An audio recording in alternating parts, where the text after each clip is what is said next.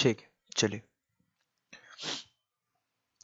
Last class में हम लोगों ने क्या क्या पढ़ा था एक बार देख लेते हैं। लास्ट क्लास में हाँ शिफ्टिंग पढ़ लिया था, रोटेशन ऑफ एक्सिस पढ़ लिया था।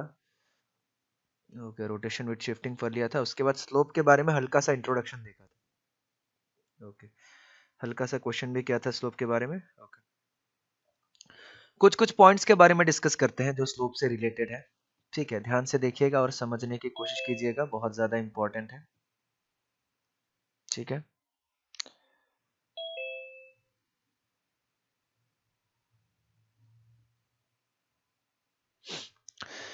ठीक है। कुछ कुछ स्लोप के बारे में हम लोग पॉइंट्स को डिस्कस करते हैं। नोट्स, सबसे पहला, स्लोप क्या चीज होता है? What is slope?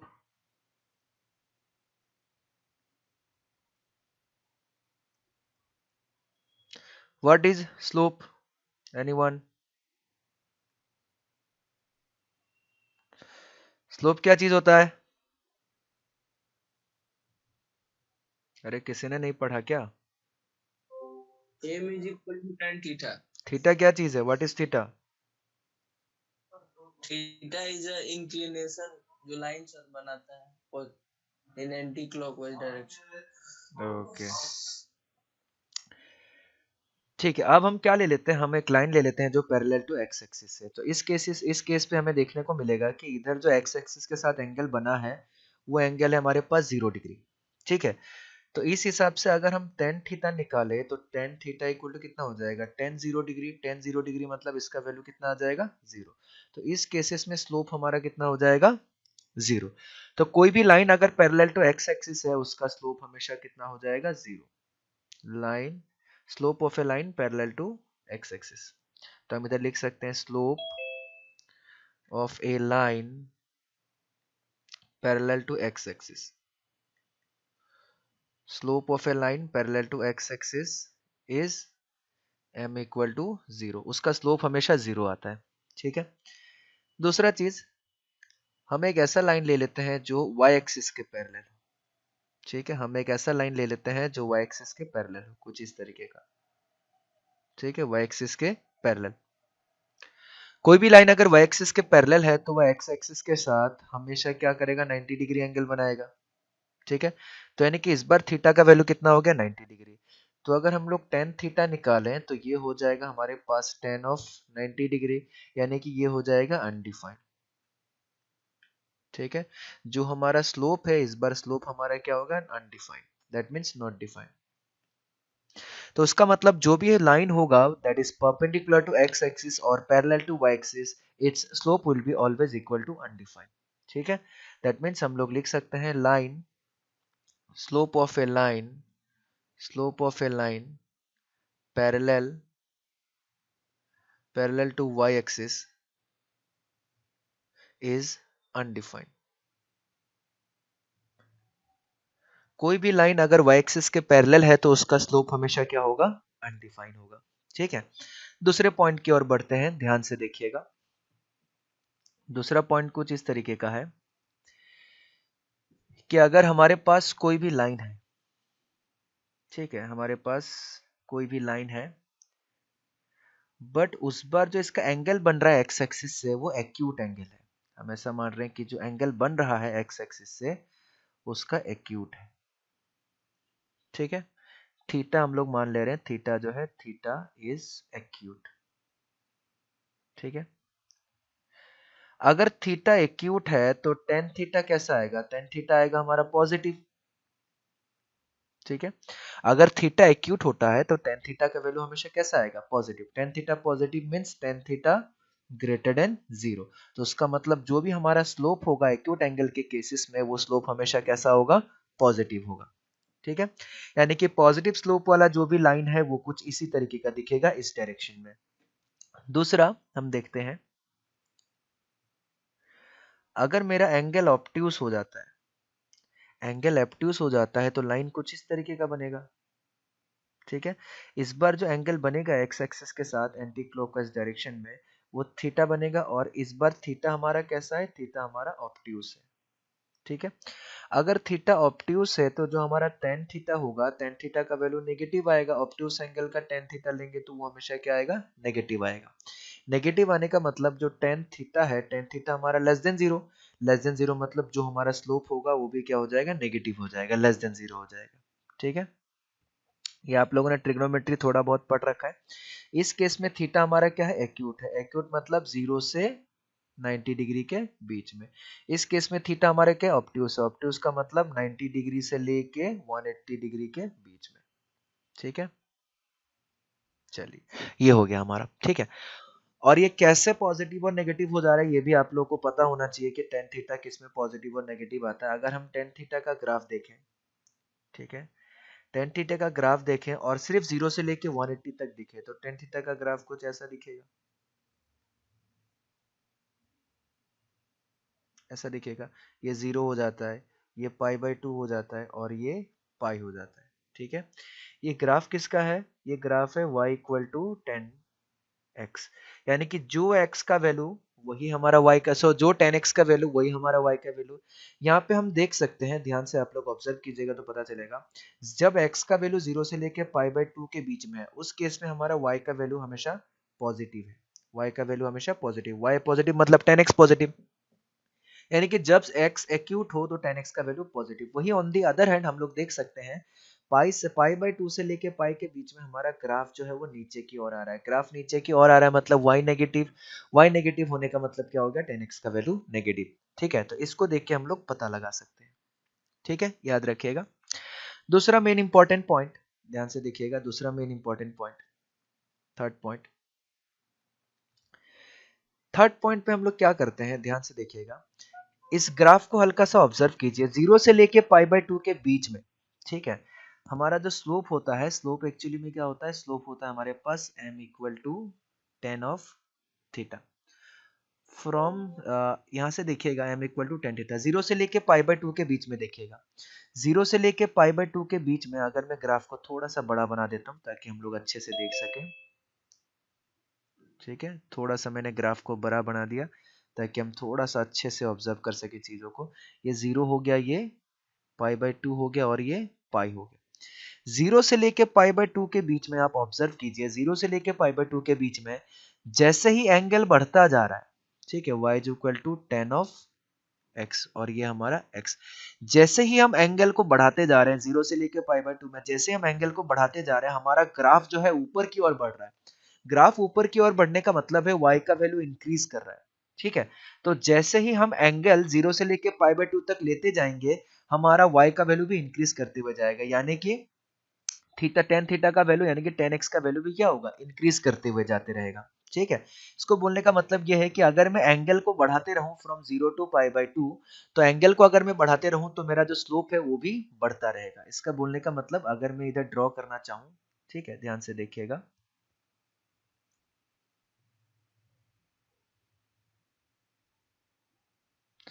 अगर मैं इधर ड्रॉ करना चाहूं थर्ड पॉइंट,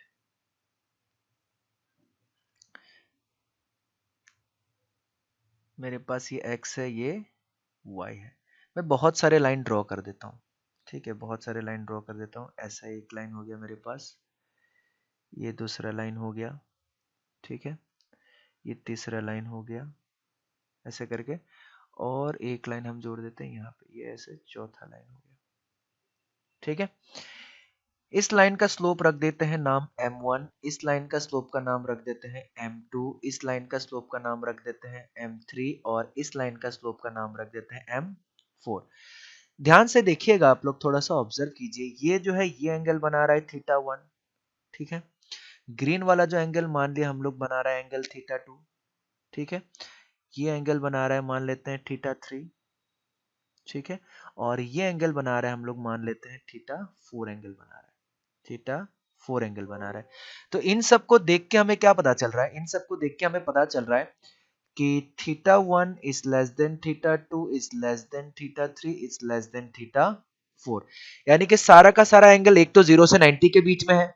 ठीक है, एक तो जीरो से 90 के बीच में है, दूसरा कि थीटा फोर का वैल्यू थीटा थ्री से बड़ा है, थीटा थ्री का वैल्यू थीटा टू से बड़ा है, थीटा टू का वैल्यू थीटा वन से बड़ा है। अगर ऐसा हो रहा है, 0 से 90 के बीच में जितना एंगल बढ़ते जाएगा उतना टेन थीटा का वैल्यू भी बढ़ते जाएगा, और टेन थीटा का वैल्यू के बढ़ते जाएगा मतलब स्लोप बढ़ते जाएगा। दैट मीन्स m1 जो है वो m2 से छोटा होगा, m2 जो है वो m3 से छोटा होगा, और m3 जो है वो m4 से छोटा होगा। ठीक है, यानी कि इस चीज को हम लोग ये बता सकते हैं कि अगर हम स्लोप को जितना बढ़ाते जाएंगे और 90 पे जाके क्या हो जाएगा, अनडिफाइन हो जाएगा। अगर पॉजिटिव डायरेक्शन में, अगर पॉजिटिव वैल्यू में हम अगर स्लोप को बढ़ाते हुए जाएं तो हमारा लाइन क्या हो जाएगा, वाई एक्सिस के पैरेलल होते जाता है। जितना हम स्लोप को बढ़ाते जाएंगे हम वाई एक्सिस के पैरेलल होते हुए जाएंगे। ठीक है, यानी कि हम लिख सकते हैं यहाँ पे एक पॉइंट लिख सकते हैं, पॉइंट इस तरीके से लिख सकते हैं कि if we increase if we increase slope of a line in positive, ठीक है, इन पॉजिटिव मतलब सारा का सारा पॉजिटिव वैल्यू होना चाहिए, then then it comes closer to y axis or closer to the line parallel to y axis। ठीक है, बहुत इंपॉर्टेंट पॉइंट है, ध्यान से देखिएगा। ये सारे छोटे छोटे पॉइंट्स हम बहुत बड़े बड़े क्वेश्चन सॉल्व कर देते हैं बाद में। यानी कि अगर पॉजिटिव में हम स्लोप, क्योंकि जो भी पॉजिटिव लाइन होगा उसका, जो भी पॉजिटिव स्लोप होगा उसका लाइन ऐसा ही बनेगा। ठीक है, तो पॉजिटिव में हम लोग क्या कर रहे हैं, ध्यान से देखिएगा। पॉजिटिव में हमारा वैल्यू जैसे स्लोप को हम बढ़ाते हुए जाएंगे, हमारा लाइन जो है या तो y एक्सिस के पैरेलल होते हुए जाएगा या तो y के पास आते जाएगा। ठीक है, चलिए एक और पॉइंट देखते हैं इसी में।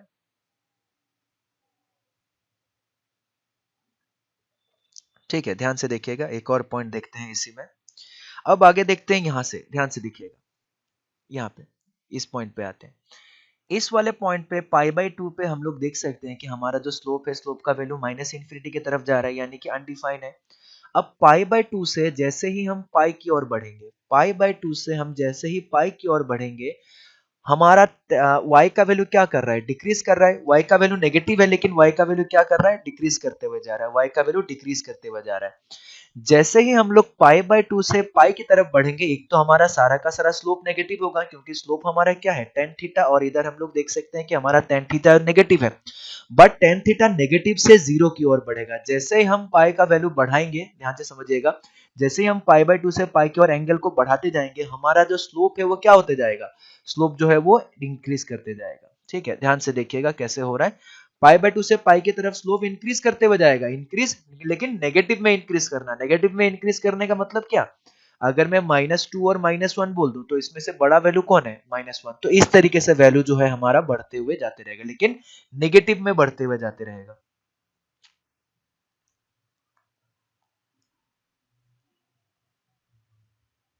इसको हम लोग थोड़ा सा ड्रॉ करते हैं, ध्यान से देखिएगा।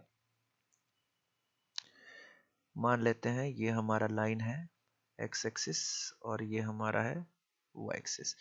बहुत सारे लाइन हम लोग ड्रॉ कर लेते हैं। चलिए इस तरीके से मान लेते हैं ये हमारा एक लाइन है, ये हमारा दूसरा लाइन है। ठीक है, ये हमारा तीसरा लाइन है।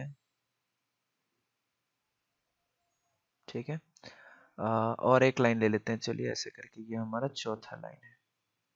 ठीक है, चार लाइन हमने ड्रॉ कर लिया।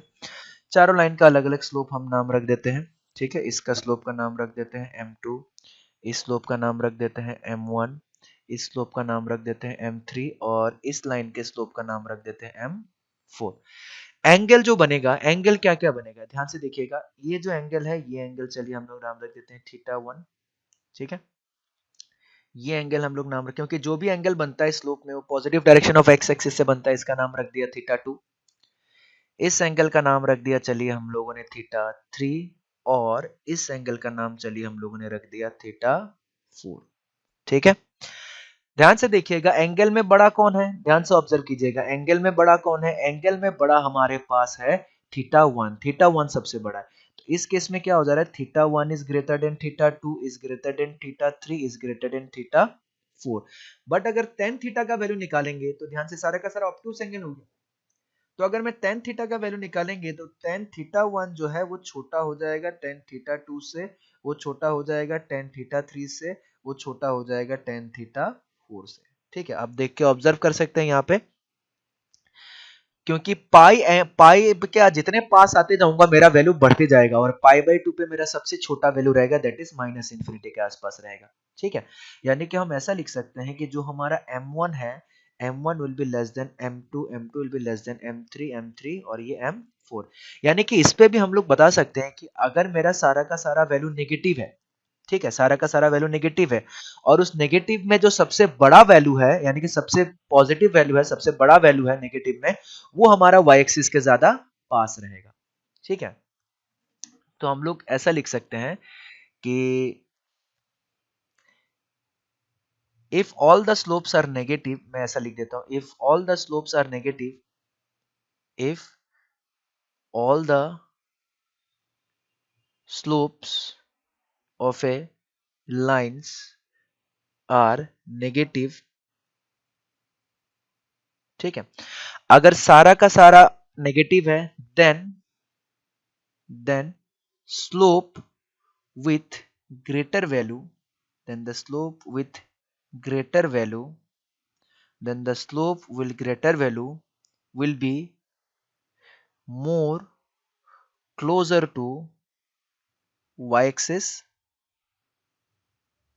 or closer to line parallel to y-axis। ठीक है, यानी कि नेगेटिव में भी जिसका बड़ा वैल्यू होगा वही लाइन हमारा क्या होगा, y एक्सिस के ज्यादा करीब होगा। इधर भी हम लोगों ने पढ़ा कि चाहे नेगेटिव हो चाहे पॉजिटिव हो, इधर भी हम लोगों ने पढ़ा जो पॉजिटिव में हमारा ज्यादा बड़ा वैल्यू है वो क्या होगा, y एक्सिस के ज्यादा करीब होगा। तो एक चीज हमने समझ लिया, चाहे मेरा स्लोप पॉजिटिव हो या चाहे मेरा स्लोप नेगेटिव हो, जो वैल्यू ज्यादा बड़ा होगा वो y एक्सिस के ज्यादा करीब रहेगा, जो वैल्यू छोटा होगा वो y एक्सिस से दूर में रहेगा, या फिर हम लोग जो वैल्यू छोटा होगा वो x एक्सिस के करीब रहेगा, ऐसा बोल सकते हैं। ठीक है, तो ये हमारा बहुत ही इंपॉर्टेंट पॉइंट है, इसको याद रखना है, इसी पॉइंट से हमारा बहुत सारे क्वेश्चन सॉल्व हो जाते हैं, बस एक छोटा सा पॉइंट है। ठीक है, अगला पॉइंट की ओर हम लोग बढ़ते हैं। हम लोग कितना थर्ड पॉइंट पढ़ लिया, फोर्थ पॉइंट ध्यान से देखिएगा। फोर्थ पॉइंट हमारे पास कुछ इस तरीके का है कि slope of a line is always constant. Very important point, slope of a line is always constant. Slope of a line is always constant. Line का जो स्लोप होता है वो हमेशा कांस्टेंट होता है।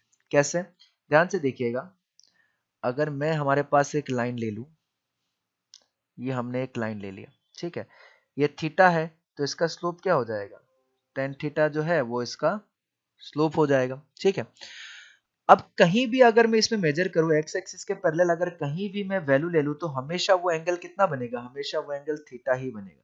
ठीक है, यानी कि कहीं भी मैं मेजर करूं तो उसका स्लोप का वैल्यू हमेशा tan theta tan theta tan theta ही आएगा, उसके अलावा दूसरा वैल्यू नहीं आएगा।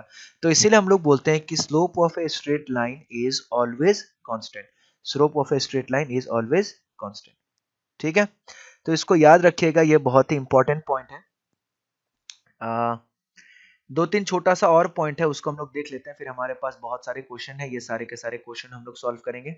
ठीक है, तो हम लोगों ने क्या क्या पढ़ लिया, हम लोगों ने स्लोप के बारे में पढ़ लिया, स्लोप कैसा होता है, उसके बाद हमने पढ़ लिया कि पैरेलल लाइन का स्लोप कैसा होगा, फिर हमने पढ़ा परपेंडिकुलर लाइन का स्लोप होगा, फिर हमने पढ़ा कि अगर एक्यूट एंगल है तो स्लोप पॉजिटिव होगा, अगर ऑब्ट्यूस एंगल है तो स्लोप नेगेटिव होगा, फिर हम लोगों ने पढ़ा कि जो लाइन का स्लोप ज्यादा बड़ा होता है, either in the value case of positive और either in the case of negative, वो लाइन y एक्सिस के ज्यादा करीब होता है या फिर y एक्सिस के पैरेलल के ज्यादा करीब होता है। ठीक है, फिर हम लोगों ने पढ़ा कि किसी लाइन का जो स्लोप होता है वो स्लोप हमेशा क्या होता है, कांस्टेंट होता है। ठीक है, उसके बाद एक और इंपॉर्टेंट पॉइंट है, ध्यान से देखिएगा, जिसको हम लोग बोलते हैं equal inclination with both the axis. ठीक है, line equally inclined to both the axis, to both the axis, line equally inclined to both the axis. ठीक है, line equally inclined to both the axis, इसका मतलब कि हमारे पास एक लाइन है इक्वली इंक्लाइंड है दोनों एक्सिस पे। ठीक है, हमारे पास एक लाइन है जो इक्वली इंक्लाइंड है।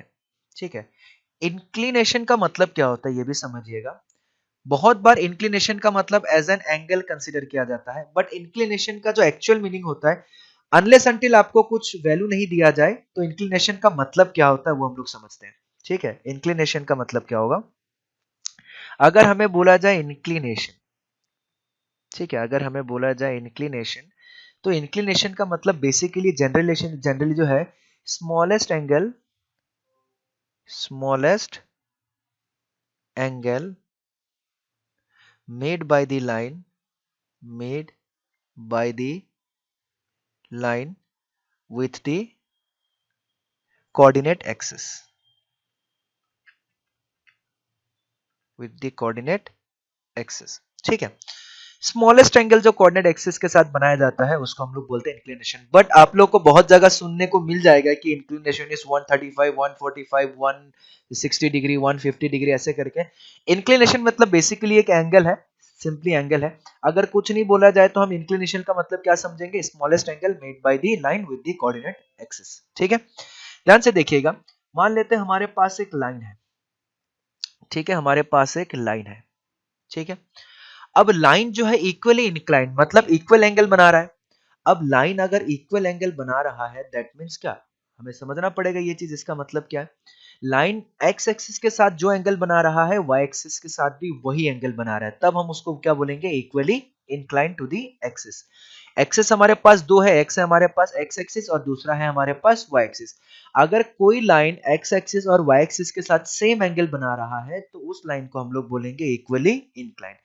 अब इस केस में हम लोग देख सकते हैं कि हमारा जो लाइन है, अगर इक्वली इंक्लाइंड है तो इक्वली इंक्लाइंड तभी हो सकता है जब ये एंगल भी 45 डिग्री हो और ये एंगल भी 45 डिग्री हो। ठीक है, तभी इक्वली इंक्लाइंड हो सकता है, अदरवाइज उसके अलावा आप कोई भी केस ले लीजिए, किसी भी केस में इक्वली इंक्लाइंड नहीं होगा। ठीक है, तो अगर ये भी एंगल 45 है, ये भी एंगल 45 है, तो हमारे पास ये एंगल हो जाएगा कितना, ये एंगल कितना डिग्री हो जाएगा, कौन बता पाएगा। मेरे ख्याल से हो जाएगा 135 डिग्री। ठीक है, तो ये हमारे पास आ गया 135 डिग्री। अगर ये हमारे पास 135 डिग्री आ गया तो इस लाइन का अगर हम स्लोप निकालेंगे तो स्लोप हमारे पास हो जाएगा 10 135 डिग्री, और 10 135 डिग्री का मतलब इसका वैल्यू हो गया -1। तो इक्वली इंक्लिनेशन केस में हमारा स्लोप कितना होगा, हमेशा -1। बट हमारा केस तो ऐसा भी हो सकता है, ध्यान से देखिएगा, हमारा केस ऐसा भी हो सकता है, ये हमारा हो गया एक्स एक्सिस और ये हमारा हो गया वाई एक्सिस।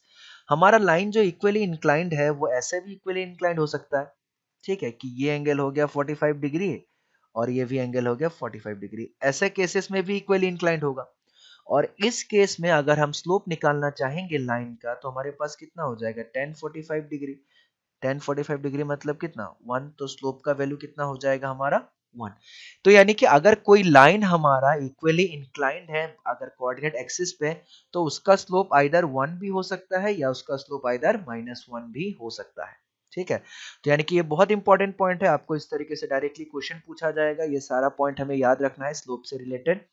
तो if A line is equally inclined, if a line is equally inclined to both the axes, to both the axes, if a line is equally inclined to both the axes, then the slope of a line, then the slope of a line is m equal to plus minus 1. That means either m equal to 1 और m equal to -1। अगर कोई line equally inclined है तो उस case में उस line का slope जो होगा आइदर 1 होगा या फिर आइदर -1 होगा। ठीक है, तो इतना ही पॉइंट हमें पढ़ना था स्लोप से रिलेटेड। ठीक है, स्लोप से रिलेटेड जितने भी प्रॉपर्टीज थे वो सारे प्रॉपर्टीज हमने देख लिए। अब इससे रिलेटेड कुछ कुछ क्वेश्चंस करेंगे। ठीक है, 2 पॉइंट फॉर्म मैंने स्लोप का बता दिया था कि स्लोप में 2 पॉइंट कैसे निकलेगा। ठीक है, तो आपके पास ये क्वेश्चन है, क्वेश्चन नंबर 1 और क्वेश्चन नंबर 2, इसको स्लोप करके बताइए, इसको फाइंड आउट करके बताइए कि इसका स्लोप कितना निकलेगा। फटाफट, आपके पास 2 मिनट का समय है, जल्दी कीजिए।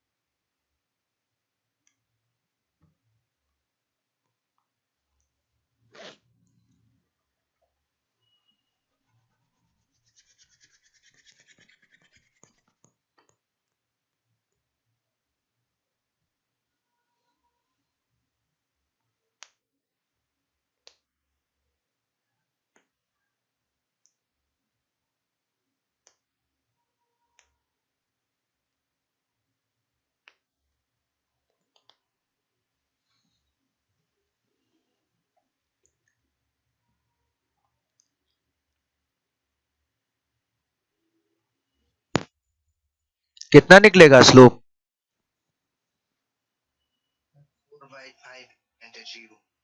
4/5 है। 3/5 ओके, चलिए देखते हैं। ये हमारा पहला केस है, हमने स्लोप पढ़ा था। हमारा स्लोप का जो फॉर्मूला था वो था y2 minus y1 by x2 minus x1। ये हमारा स्लोप का फॉर्मूला था। तो पहले वाले केस में y2 माइनस y1 मतलब 2 माइनस 6 और x2 माइनस x1 मतलब माइनस 4 माइनस 1। तो कितना हो जाएगा? Minus 4 by minus 5। तो ये हमारे पास आ जाएगा 4/5। ठीक है।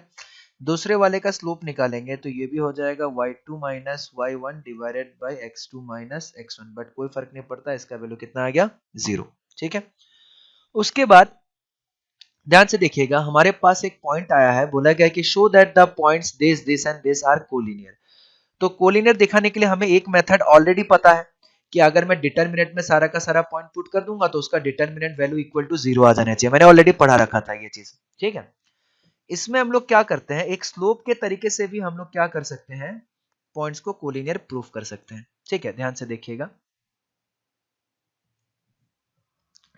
Condition for collinearity.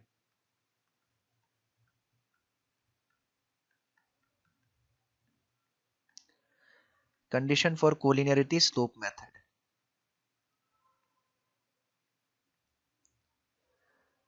मान लेते हैं हमारे पास 3 पॉइंट है। ठीक है। ए x1 y1, B x2 y2 और सी x3 y3। ठीक है। ए बी सी जो है वो एक ही लाइन पे लाई कर रहा है, सेम लाइन पे लाई कर रहा है। तो एबीसी का जो इस लाइन का जो स्लोप होगा, स्लोप हमेशा क्या होगा? सेम होगा। तो हम निकाल सकते हैं कि if A comma B comma C are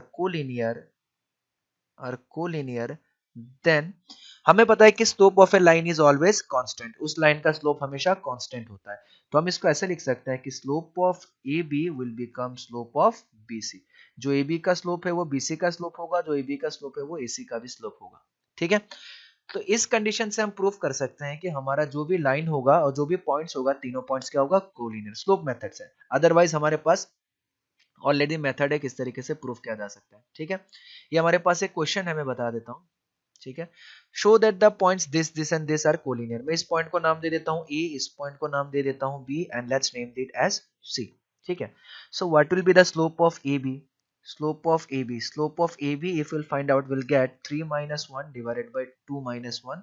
That means it will become 2. तो slope of AB हो गया 2। तो स्लोप ऑफ BC अगर निकालेंगे तो स्लोप ऑफ BC विल भी निकलेगा 5 माइनस 3 डिवाइडेड बाई 3 माइनस 2। तो ये भी कितना आ गया? 2। अगर AB और BC का स्लोप आ गया same, that means ABC, A comma B comma C lie on a same line, lie on a same line. Why? Because slope is constant. Because of slope is constant. ठीक है। अगर slope constant हो गया तो तीनों क्या करेगा? Same ही line पे लाई करेगा। ठीक है। हमारे पास एक क्वेश्चन है आप लोगों के लिए। ठीक है। एक क्वेश्चन है हमारे पास। ये क्वेश्चन है, इसमें बोला गया है slope of the line joining the points this and this is 1/2, then what is the value of K? फटाफट के का वैल्यू फाइंड आउट करके बताइए, ए बी सी डी में से कौन सा होगा? जल्दी कीजिए, अगर स्लोप 1/2 है तो।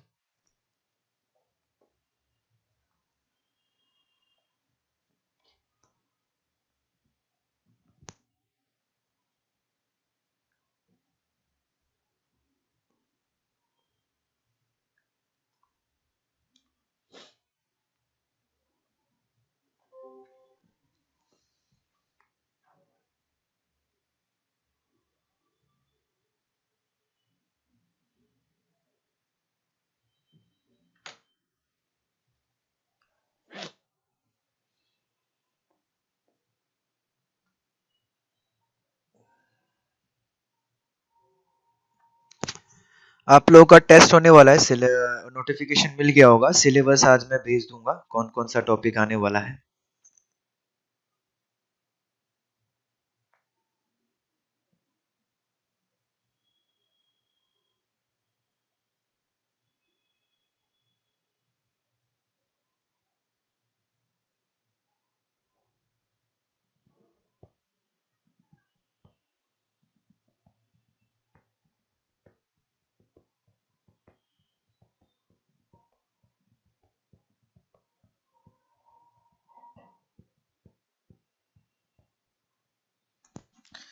What is the value of के?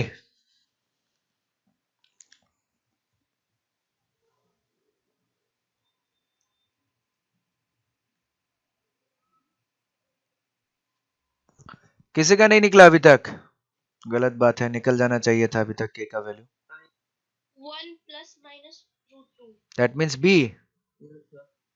Yes sir. चलिए, यस सर। हमें बोला गया है कि हमारा स्लोप जो है वो 1/2 है, ठीक है, और स्लोप कितना होता है y2 minus y1, that is k plus 1 minus 3 divided by k square minus 5, और इसका वैल्यू कितना बोला गया है 1/2।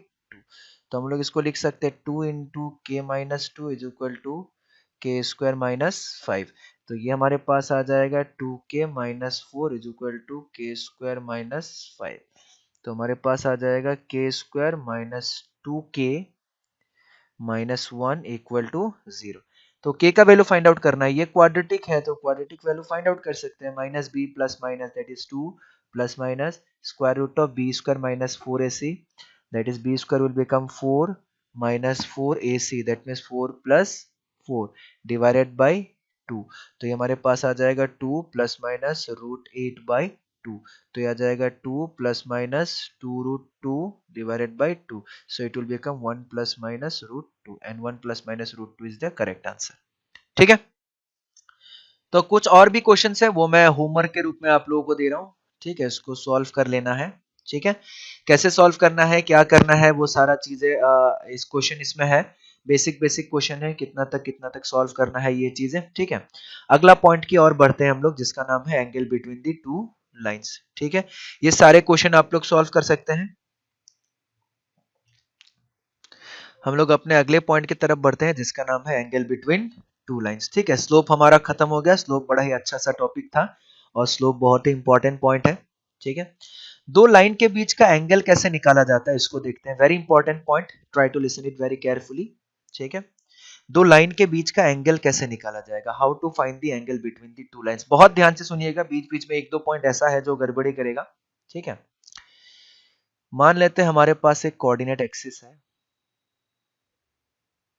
ठीक है, ये एक्स एक्सिस हो गया और ये वाई एक्सिस हो गया। ठीक है, और हमारे पास मान लेते हैं दो लाइन है। ठीक है, एक ऐसा लाइन हो गया और एक मान लेते हैं चलिए ऐसा लाइन हो गया। ठीक है, इस लाइन का नाम ले लेते हैं चलिए L1, इस नाम का लाइन नाम ले लेते हैं L2। ठीक है, और ये एज्यूम कर लेते हैं कि दो लाइन के बीच का जो एंगल बन रहा है वो एंगल बन रहा है थीटा। ठीक है, और ये जो एंगल बना रहा है ये एंगल बना रहा है थीटा 1, ये जो एंगल बना रहा है ये एंगल बना रहा है थीटा 2। तो ये वाला एंगल कितना हो जाएगा, अगर दो लाइन के बीच का एंगल थीटा है तो ये भी एंगल कितना हो जाएगा, थीटा हो जाएगा। ठीक है, तो इस पॉइंट का नाम हम रख देते हैं P, इस पॉइंट का नाम हम रख देते हैं A, और इस पॉइंट का नाम हम रख देते हैं B। ठीक है, तो ध्यान से देखिएगा, कुछ कुछ पॉइंट हम लोग लिखते हैं कि late L1 and L2 are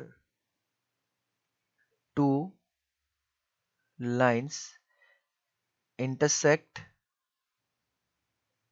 at a point P, and theta is the acute angle between L1 and L2। ध्यान से देखिएगा, कोई भी दो लाइन अगर इंटरसेक्ट करता है तो उसके बीच में हमेशा दो एंगल बनता है, एक एक्यूट एंगल दूसरा ऑब्ट्यूस एंगल। ठीक है, मान लेते हैं कि अगर हमारा दो लाइन इंटरसेक्ट कर रहा है ऐसे करके, तो इसके बीच में दो एंगल बनेगा, एक एंगल बनेगा एक्यूट और दूसरा एंगल बनेगा ऑब्ट्यूस। ठीक है, अगर एक एंगल निकल गया थीटा तो दूसरा angle automatically 180 degree minus theta हो जाता है। ठीक है, तो इसलिए हम कोशिश कर रहे हैं कि हम एक्यूट एंगल को ही लिखेंगे, अगर एक एंगल हमें पता चल जाएगा तो दूसरा एंगल ऑटोमेटिकली हमें फाइंड आउट हो जाएगा। ठीक है, ध्यान से सुनते हुए जाइएगा, बहुत इंपॉर्टेंट है। नाउ अगला point, now from triangle P A B, PAB triangle को अगर हम ऑब्जर्व करेंगे तो हमारे पास एक प्रॉपर्टी हुआ करता था कि exterior angle of a triangle is equal to sum of two opposite interior angle. ठीक है, that means theta 2 equal to जो है वो हो जाएगा थीटा प्लस थीटा 1। थीटा 2 किसके बराबर हो जाएगा? Theta plus theta 1। यानी कि हम इसको ऐसे भी लिख सकते हैं कि theta is equal to theta 2 minus theta 1। हम ऐसे भी लिख सकते हैं कि theta will be equal to theta 2 minus theta 1। इसको थोड़ा सा और सिंप्लीफाई करेंगे, यानी कि टेकिंग tan बोथ साइड, अगर दोनों एंगल सेम है तो दोनों का tan का वैल्यू भी सेम आएगा, tan of theta 2 minus theta 1। हमारे पास एक फॉर्मूला हुआ करता था tan of a minus B. tan of a minus B का क्या वैल्यू आता था? जल्दी बताइए। What is the value of tan of a minus B?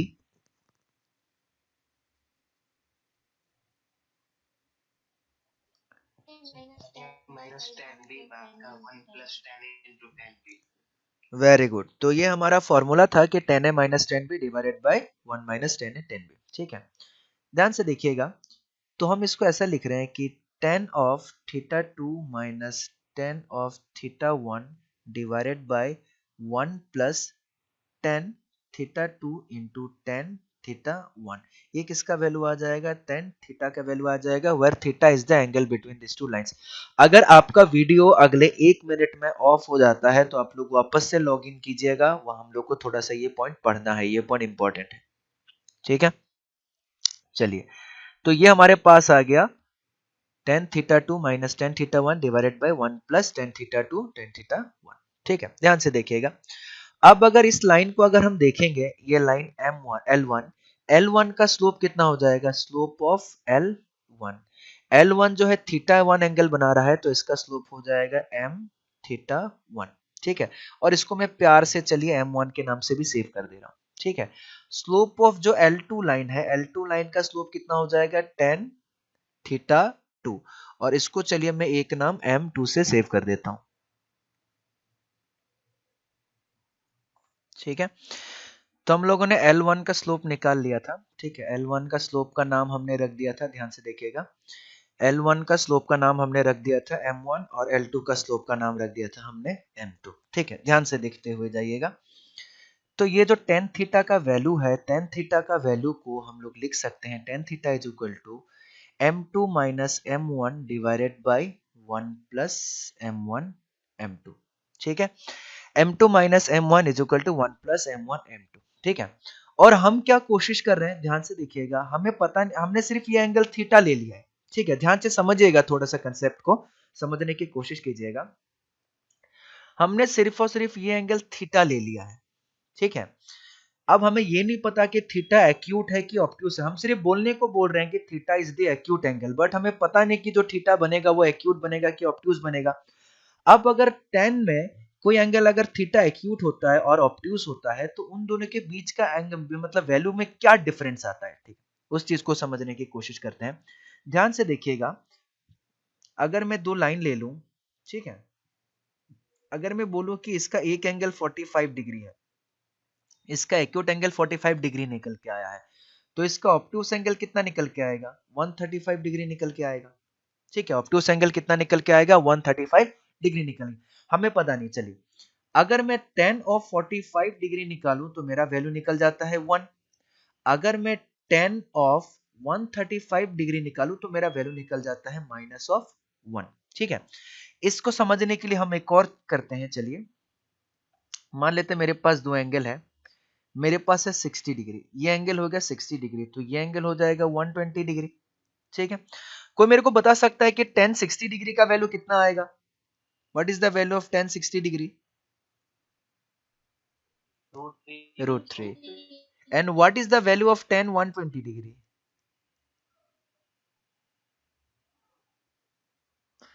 What is the value of tan 120 degree? Minus √3। Very good. ध्यान से देखिएगा, अगर tan का अगर मैं एक्यूट एंगल लूं और ऑब्ट्यूस एंगल लूं तो दोनों में वैल्यू हमेशा सेम ही आ रहा है, बस एक प्लस आ रहा है, दूसरा माइनस आ जा रहा है। tan 60 डिग्री अगर लूं तो उसका ऑब्ट्यूस एंगल आ जाता है 120 डिग्री, वैल्यू सेम ही आ रहा है, बस एक पॉजिटिव आ रहा है और एक नेगेटिव आ जा रहा है। तो हम सोच रहे हैं कि हमें पहले क्या एक्यूट वाला एंगल चाहिए, हमें ऑब्ट्यूस वाला एंगल नहीं चाहिए। अगर एक एंगल निकल गया तो दूसरा एंगल ऑटोमेटिकली निकल जाएगा। तो इस चीज के लिए हम लोग क्या करते हैं, अगर हम थीटा एक्यूट एंगल ही चाहेंगे, दोनों में देखिए वैल्यू सेम ही है, बस एक को अगर नेगेटिव कर देंगे तो ऑब्टूस एंगल निकलने लग जाएगा, अगर पॉजिटिव कर देंगे तो एक्यूट एंगल निकलने लग जाएगा। तो हम ऐसा मान लेते हैं कि हमारा जो वैल्यू निकल रहा है वो वैल्यू को हम हमेशा पॉजिटिव कंसीडर करेंगे। अगर उस वैल्यू को हम पॉजिटिव कंसीडर करते हैं तो हमारा जो थीटा का वैल्यू निकलेगा वो हमेशा एक्यूट निकलेगा। ठीक है, आया समझ में? जो हमारा थीटा का वैल्यू निकलेगा वो थीटा हमेशा एक्यूट निकलेगा। अगर हमारा एक एंगल निकल गया तो दूसरा एंगल हम बड़ी आसानी से निकाल सकते हैं। ठीक है, तो इसीलिए अगर कोई भी दो लाइन के बीच का एंगल के बारे में पूछा जाए और थीटा का वैल्यू हम लोग क्या लिख सकते हैं, थीटा लिख सकते हैं tan inverse of mod of m2 minus m1 divided by 1 plus m1 m2। But अभी हम लोग को इतना डिटेल में नहीं जाना है। ठीक है, हम बस सिंपल सा चीजें याद रखेंगे कि कोई भी दो लाइन के बीच का angle, angle between two lines, angle between two lines, कोई भी दो लाइन के बीच का जो एंगल होगा वो होगा tan theta is equal to mod of angle between two lines. नहीं, एक और चीज हम लोग जोड़ देते हैं, acute angle between two lines. तो ये हो जाएगा m2 minus m1 divided by 1 plus m1 m2, जहां पे m1 और m2 क्या होगा, slope, slope of the two lines. ठीक है, अगर ये निकल गया तो बाकी थीटा का वैल्यू ऑटोमेटिक निकल जाएगा। m1 and m2 are slopes of the lines. आया समझ में ये पॉइंट क्यों हमने मॉड लगाया?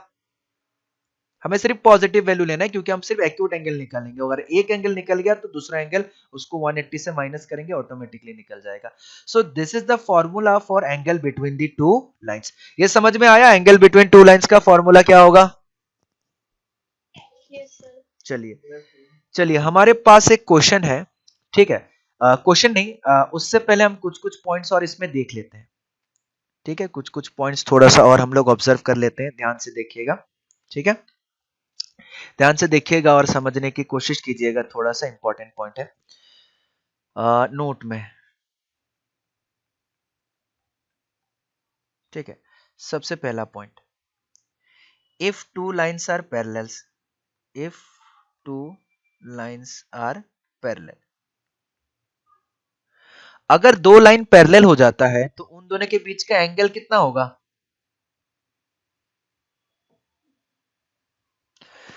What will be the angle between it? 0 degree, very good, 0 degree. That means हम इसको ऐसे लिखना पड़ेगा कि tan 0 degree will become equal to m2 minus m1 by 1 plus m1 m2, ये हो जाएगा हमारा। ठीक है, और tan 0 डिग्री का वैल्यू कुछ नहीं आता है, 0 आता है। tan डिग्री और 0 डिग्री का वैल्यू सिंपली क्या आ जाएगा, 0 आ जाएगा। उसके बाद अगला पॉइंट हमें समझना है कि यहाँ पे हमारे पास दो नंबर है, एक है न्यूमरेटर में और एक है डिनोमिनेटर में। फ्रैक्शन है, एक है न्यूमरेटर एक है डिनोमिनेटर। अगर कोई भी फ्रैक्शन अगर इक्वल टू 0 हो जाए तो ऑब्वियसली उसका जो न्यूमरेटर है वो कितना है, 0 है। दैट मीन्स हम लिख सकते हैं कि m2 minus m1 equal to 0। That means इसको लिख सकते हैं m1 इक्वल टू m2। अगर कोई भी दो लाइन पैरेलल हो जाएगा तो उन दोनों का स्लोप क्या हो जाएगा, इक्वल हो जाएगा। तो ये चीजें याद रखिएगा, if two lines are parallel then their slopes are equal. Slopes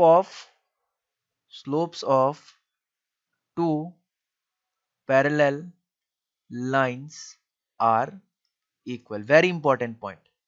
That means m1 equal to m2। अगर कोई भी दो पैरेलल लाइन है तो उनके बीच का स्लोप हमेशा क्या होगा, इक्वल होगा। दो पैरेलल लाइन का बीच का स्लोप हमेशा इक्वल होगा, चाहे कुछ भी हो जाए। ठीक है, दूसरा, अगर दो लाइन परपेंडिकुलर हो जाए तब क्या होगा? ठीक है, इस चीज को देखने की कोशिश करते हैं कि if number two, if two lines are perpendicular, अगर दो लाइन परपेंडिकुलर हो गया तो दोनों के बीच का एंगल कितना होगा? What will be the angle between the two lines? 90 degree. 90 degree, 90 degree angle between two lines will become 90 degree. दो लाइन के बीच का एंगल कितना हो जाएगा, theta equal to 90 degree. Theta equal to 90 degree का मतलब ये हमारे पास हो जाएगा tan of 90 degree equal to mod of m2 minus m1 divided by 1 plus m1 m2, ये आ जाएगा। और tan 90 डिग्री कितना होता है, अनडिफाइन हो जाता है। tan 90 डिग्री हो जाता है अनडिफाइन। कोई भी फ्रैक्शन में दो चीजें गिवन है हमारे पास, a बाई b, और बोला गया है कि नॉट डिफाइन, तो उसका मतलब क्या है, जिसका डिनोमिनेटर इक्वल टू 0 है तभी नॉट डिफाइन है। ठीक है, इसका मतलब हम इसमें इम्प्लाइज लिख सकते हैं, इस केस में क्या हो जाएगा 1 plus m1 into M two equal to कितना हो जाएगा 0। उसका मतलब कितना आ जाएगा m1 into M two equal to -1। इसका मतलब कि कोई भी दो लाइन अगर परपेंडिकुलर है तो उन दोनों का स्लोप का प्रोडक्ट हमेशा कितना होगा -1। और ये बहुत ही ज्यादा इंपॉर्टेंट पॉइंट है, ठीक है। तो इसको ध्यान से देखिएगा, product of slopes of two perpendicular line is always -1. That means m1 into m2 equal to -1। अगर दो लाइन हमारे पास परपेंडिकुलर हो गया तो उन दोनों के स्लोप के बीच का जो प्रोडक्ट होगा वो प्रोडक्ट हमेशा कितना हो जाएगा हमारे पास -1 हो जाएगा, ठीक है। उसके बाद कुछ कुछ पॉइंट और था, हम लोग स्कूल में पढ़ते थे, आप लोगों को याद होगा, ठीक है कि नहीं होगा। चलो हम उसको भी ऐड कर देते हैं फटाफट। अगर मेरे पास दो लाइन है a1x plus b1y plus c1 equal to 0 and इसको चलिए हम लोग नाम रख देते हैं l1, ठीक है। और मेरे पास एक दूसरा लाइन है a2x plus b2y plus c2 equal to 0।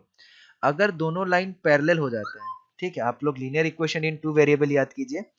अगर दो लाइन पैरेलल हो जाता है तो उसका मतलब क्या हो जाएगा, अगर दो लाइन पैरेलल हो जाता था उसका मतलब क्या था, if two lines are parallel then what will be the condition. या फिर चलिए इससे पहले मैं एक छोटा सा पॉइंट आप लोगों को बता देता हूं, तब थोड़ा सा ज्यादा अच्छे तरीके से क्लियर हो जाएगा, ठीक है। इसको हम लोग आगे भी प्रूफ करेंगे बट अभी मैं हल्का सा बता देता हूं, आगे इस चीज को प्रूफ करेंगे। कोई भी हमारे पास लाइन है एक ex plus B Y plus C equal to 0, इसको हम लोग जनरल इक्वेशन ऑफ लाइन बोलते हैं, ठीक है। इसको हम लोग बोलते हैं जनरल इक्वेशन ऑफ लाइन, और ये लाइन रिप्रेजेंट करता है, आप लोगों ने पढ़ा भी होगा ऑलरेडी, ठीक है, linear equation in two variable पे। तो अगर कोई भी लाइन का इक्वेशन दिया गया है, कोई भी लाइन का इक्वेशन दिया गया है, उस केस में जो लाइन का स्लोप होता है that is minus a by b. Minus a by b मतलब minus coefficient of x divided by coefficient of b, ठीक है। आप प्रूफ भी कर सकते हैं, कोई दिक्कत नहीं है, प्रूफ करना चाहें तो प्रूफ भी कर सकते हैं। प्रूफ कैसे हो जाएगा, मान लेते हैं ये एक लाइन को रिप्रेजेंट कर रहा है, ठीक है, ये हमारा x हो गया, ये हमारा y हो गया। ये एक लाइन को रिप्रेजेंट कर रहा है और उस लाइन का इक्वेशन हमने क्या ले रखा है ax plus B Y plus C equal to 0। इस पॉइंट को चलिए हम लोग मान लेते हैं e और इस पॉइंट को चलिए हम लोग मान लेते हैं b। ए पॉइंट में क्या होगा, x का y का वैल्यू हमेशा 0 होगा क्योंकि x एक्सिस पे लाई कर रहा है। तो अगर यहाँ पे मैं y का वैल्यू 0 करूं तो x का वैल्यू माइनस सी बाई ए निकल के आ रहा है, तो ये पॉइंट हो जाएगा minus C by A comma 0। Similarly जो b वाला पॉइंट है, b वाला पॉइंट पे हमें देखने को मिलेगा कि b वाला पॉइंट पे हमारा हमेशा x का वैल्यू 0 होगा क्योंकि ये y एक्सिस पे लाई कर रहा है। तो x का वैल्यू 0 होने के कारण if we do x equal to 0 then the value of y will become minus c by b, so this point will be become minus c by 0 minus c by b।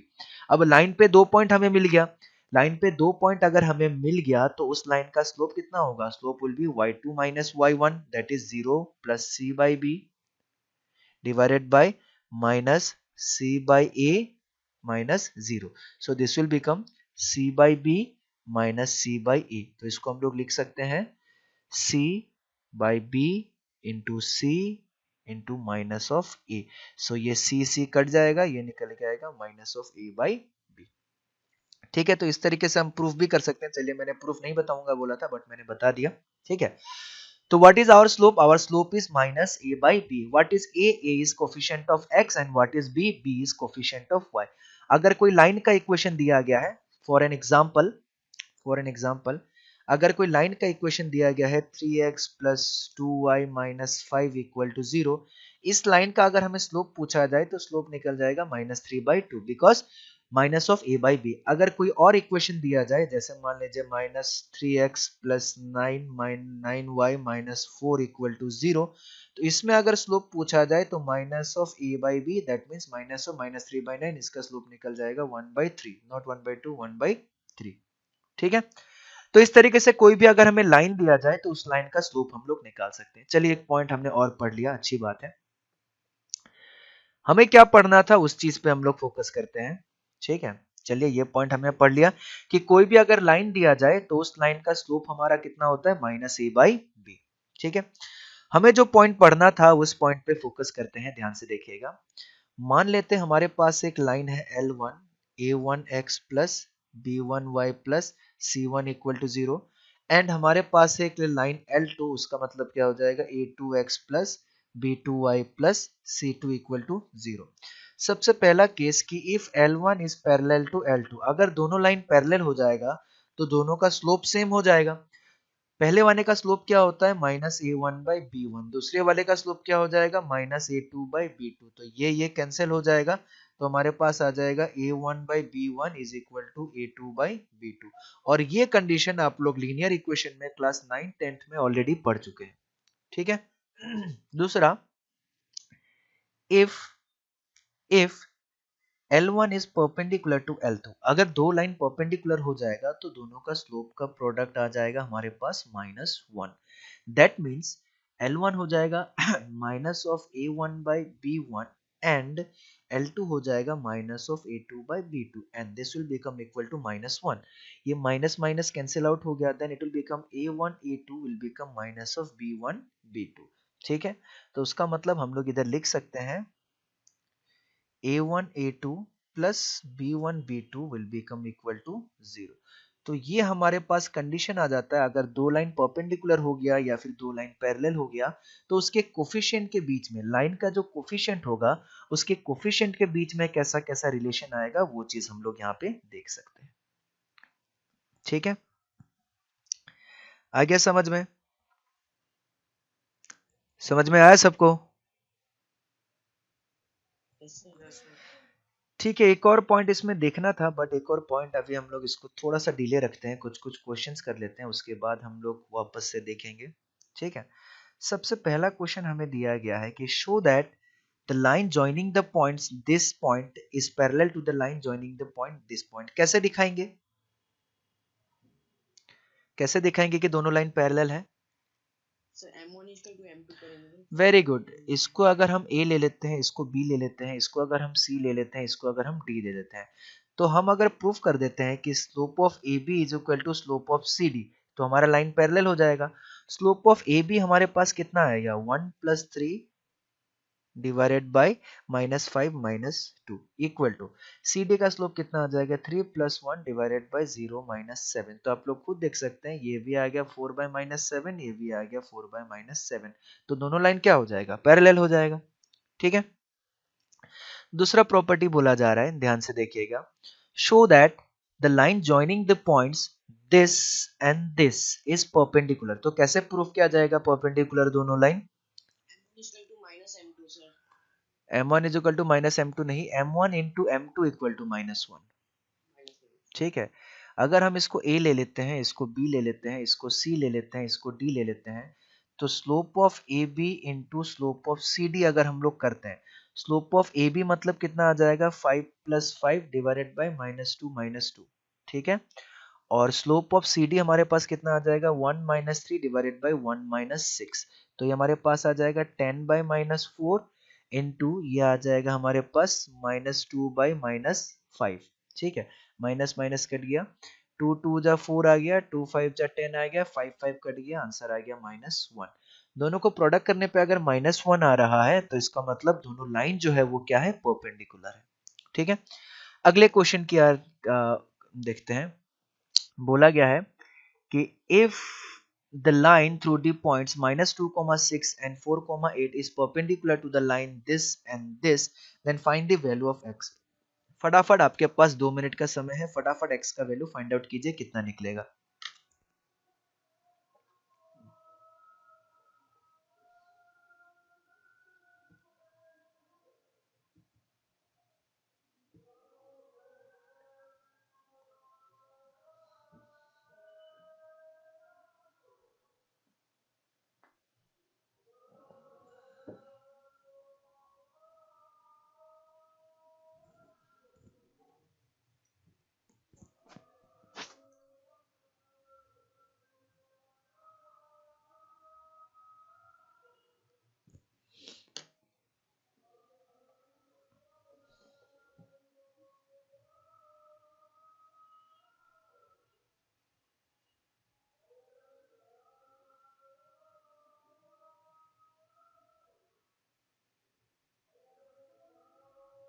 x equal to 4 होगा। x equal to 4, चलिए देखते हैं। Yes sir. हमें बोला गया है कि इन दोनों से बन के जो लाइन ज्वाइन किया हुआ है वो लाइन परपेंडिकुलर है। हम इसको a मान लेते हैं, इसको b मान लेते हैं, इसको c मान लेते हैं, इसको d मान लेते हैं। हमें बोला गया है कि ab is perpendicular to cd। दो लाइन अगर परपेंडिकुलर है then slope of ab into slope of cd वो कितना हो जाना चाहिए, -1। ठीक है, तो स्लोप ऑफ ab हमारे पास कितना निकल के आएगा, 8 माइनस 6 डिवाइडेड बाय 4 प्लस 2, ये हो गया हमारा slope of ab। Slope of CD अगर हम लोग निकालेंगे तो 24 minus 12 divided by x minus 8 equal to हमारे पास हो जाना चाहिए -1। इसको सॉल्व करेंगे, 8 माइनस 6 हो जाएगा 2, 4 प्लस 2 हो जाएगा 6 इंटू 24, ये आ जाएगा 12 और ये आ जाएगा x माइनस 8 और ये आ जाएगा -1, 6 2 जा 12, तो ये आ जाएगा 4 is equal to minus X plus 8। ठीक है, तो x का वैल्यू आ गया 4। ठीक है, 4 आया था answer. Yes sir. Okay, yes sir. तो ध्यान से देखिएगा कि हमारे पास बहुत सारे क्वेश्चन मैंने इधर रख रखा है। ठीक है, ये सारे क्वेश्चन मैं आप लोग को सेंड कर दूंगा। ठीक है, ये सारे क्वेश्चन है, ये सारे क्वेश्चन मैं आप लोग को सेंड कर दूंगा, आप लोग को सॉल्व करना है बैठ के आराम से। ठीक है, दूसरा चीज सॉल्व करके मेरे को सेंड भी करना है, आपके ग्रुप में सेंड भी करना है, मेरे को चेक करना है कि किस किस ने क्वेश्चन बनाया और किस किस ने क्वेश्चन नहीं बनाया। दूसरा चीज, दूसरा पॉइंट याद रखिएगा, मैंने आप लोगों को 2 पीडीएफ भेजा हुआ था ऑलरेडी। ठीक है, उसका भी क्वेश्चन बनाना चालू कर दीजिए। इसके बोलने पे इंतजार मत कीजिए कि सर बोलेंगे तभी क्वेश्चन बनाएंगे। आप लोगों के पास बहुत सारे क्वेश्चन मिल चुका है, आप लोगों के पास मटेरियल भी है ऑलरेडी, मैंने 2 पीडीएफ भी भेजा है और आज ये भी भेजूंगा। ठीक है, तो बहुत सारे क्वेश्चन है आप लोगों के पास, बैठिए आराम से और सॉल्व कीजिए। ठीक है, फिर आज का क्लास हम यहीं पे खत्म करते हैं, नेक्स्ट क्लास में अभी हाँ जितना नहीं, मैं सिलेबस बताऊंगा, पूरा शुरू से नहीं आएगा। ठीक है, चलिए ठीक है, thank you very much. Thank you.